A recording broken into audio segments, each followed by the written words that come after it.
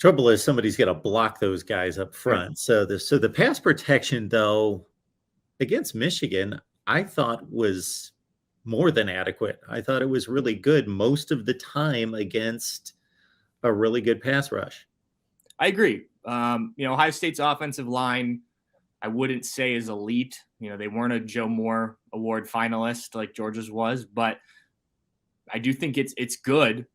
Georgia's pass rush comes largely up the middle. Jalen Carter's the main name, but they certainly have guys that can cause issues. So it's going to be a challenge.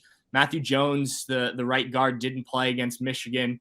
He was in pads when we were out at practice, but we only saw about 15 minutes, and they weren't really in offensive line drills too much. So it was tough to say how much he's doing, but it's good to see him out there after he hurt I think it was his ankle. He had a brace on that today.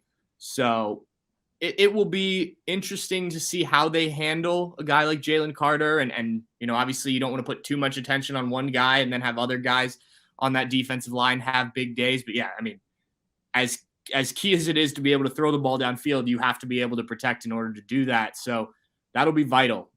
You've seen Ohio State in the past, offensive lines in the college football playoff, you've seen a mixed bag. And I think when Ohio State has had success in the college football playoff, you can point to offensive line success. And, when you lose 31-0 to Clemson, not that was the only issue, but I think the offensive line that year wasn't as good as maybe they thought. So certainly CJ Stroud, especially when you have a quarterback like CJ Stroud, who is not going to be able to escape and take off like some of the other quarterbacks of the past.